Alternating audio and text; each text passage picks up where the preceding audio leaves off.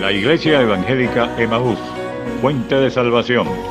El Ministerio Evangelístico La Palabra de la Reconciliación.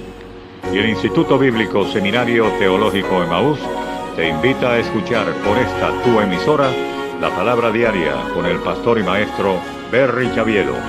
Está atento a lo que Dios va a ministrar a tu vida. Dios les bendiga, reciban un cordial saludo en el nombre de nuestro Señor y Salvador Jesucristo y de su servidor, el pastor Berry Chaviedo, que tiene el privilegio y la bendición de parte de Dios de compartir una vez más la palabra diaria hoy. Quiero leer para ustedes en el libro de Jueces, capítulo 1, el verso 19. Jueces, capítulo 1, verso 19, dice la palabra de Dios: y Jehová estaba con Judá, quien arrojó a los de las montañas, mas no pudo arrojar a los que habitaban en los llanos, los cuales tenían carros errados. Bendito sea el nombre del Señor y bendita sea su palabra. Y hoy quiero compartir un tema titulado Los carros errados. Sí, así como lo oye, los carros errados. ¿Qué significa esto? Sucede que el pueblo de Israel llega a un periodo en su historia donde tiene que tomar posesión de la tierra que Dios le había prometido a Abraham desde la antigüedad. Recordemos que Dios es fiel en entregar todo lo que nos ha prometido. Le había prometido a Abraham la más maravillosa de todas las tierras, tierra que fluía leche y miel. Pasaron por muchas travesías el pueblo una vez que comienza a desarrollarse, porque cuando hace Dios esta promesa a Abraham, ni siquiera tiene hijos. Pero luego empieza el desarrollo del cumplimiento de la promesa de Dios.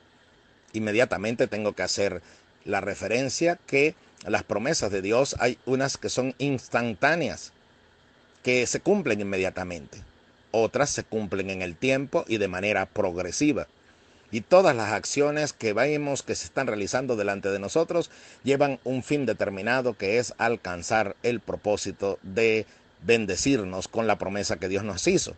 Es decir, que usted en estos momentos se puede estar encontrando justamente en esa etapa, en la etapa en que Dios paso a paso va ordenándolo todo y progresivamente va entregando la promesa que Él le hizo. Ahora muchas veces esta promesa en desarrollo va a llevarnos por caminos que son difíciles de entender. Y eso ocurrió durante un largo periodo de la historia del pueblo de Israel, porque estaban pasando penurias en la tierra de Egipto, pasaron por dificultades a través del desierto. Por supuesto que no podían responsabilizar a Dios por ello, sino que se debía a lo lento del aprendizaje del pueblo, a consagrarse solamente a Dios y no mirar los ídolos de las naciones que le rodeaban. Pero usted y yo también debemos recordar que el pueblo de Dios en el Antiguo Testamento es el pueblo de Israel, elegido para servir de ejemplo a los que en un día el Señor llamaría, y en su conocimiento previo de todas las cosas sabría que los llamaría de todo linaje, tribu, pueblo, lengua y nación, para que formasen el verdadero pueblo de Dios, la iglesia de Jesucristo.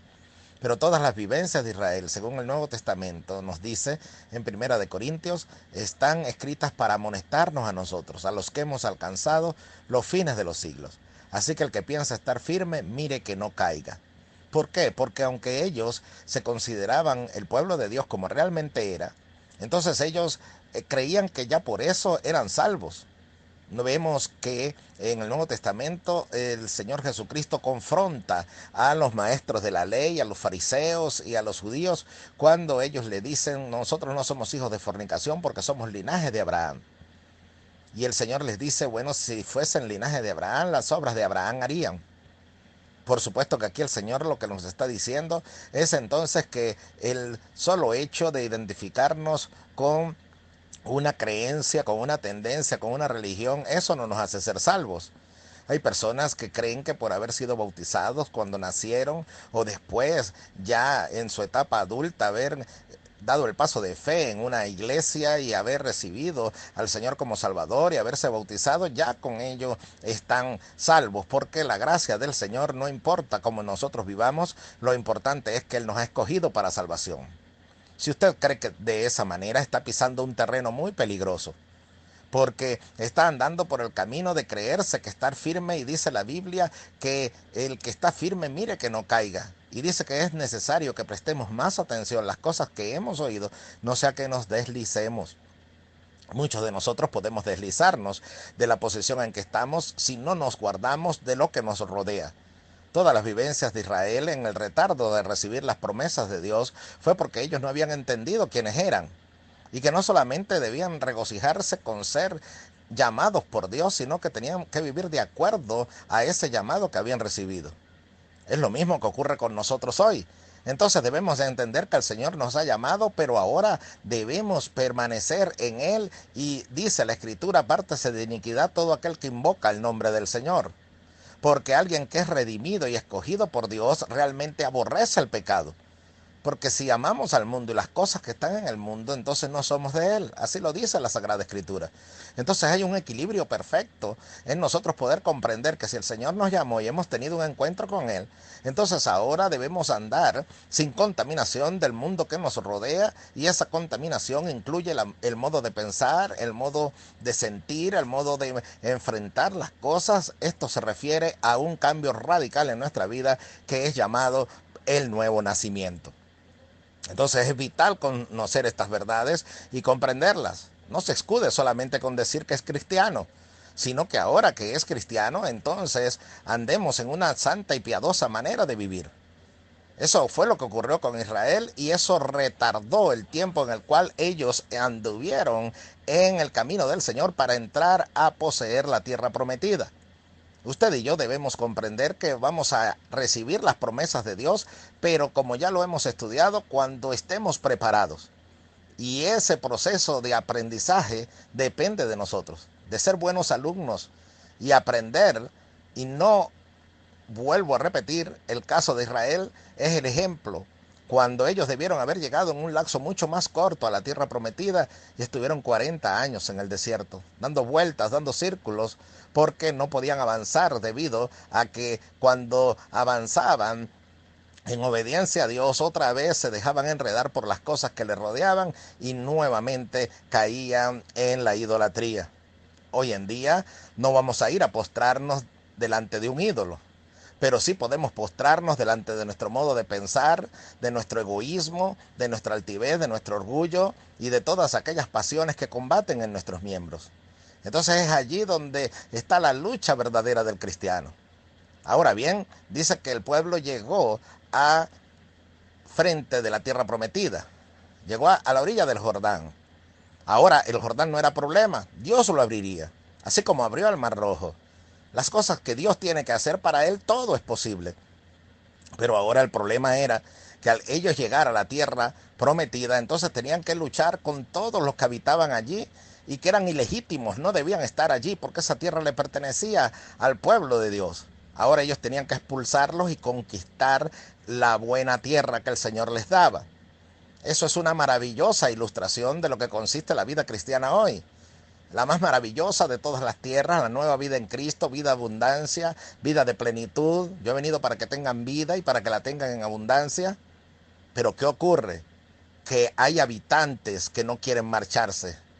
Habitantes que ya estuvieron en nosotros. ¿Se recuerda aquella enseñanza que el Señor dio cuando dijo del espíritu inmundo que había salido del hombre y andaba por lugares secos y sin reposo, y no consiguiendo reposo? Entonces decía: volveré a mi casa de donde salí.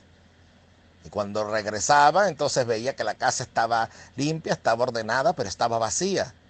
Entonces iba y buscaba 7 espíritus peores que él, y venían y moraban en aquel hombre. Y el postrer estado de este hombre viene a ser peor que el primero, dijo el Señor. Entonces, normalmente eso se interpreta como las posesiones demoníacas y los demonios que han salido del hombre. Oiga, es que hay cosas que habitaban en nosotros que se han ido y quieren regresar. Son todos aquellos habitantes que antes moraban en nosotros. Todas aquellas pasiones. Dice la Biblia: ¿de dónde vienen las guerras entre vosotros? ¿No son de vuestras pasiones que combaten en vuestros miembros? Entonces hay pasiones que están en mí, que están batallando, al igual que los habitantes de la tierra prometida, para impedir que yo pueda disfrutar en la plenitud de esta nueva vida que el Señor me ha dado. Es vital poder comprender esto.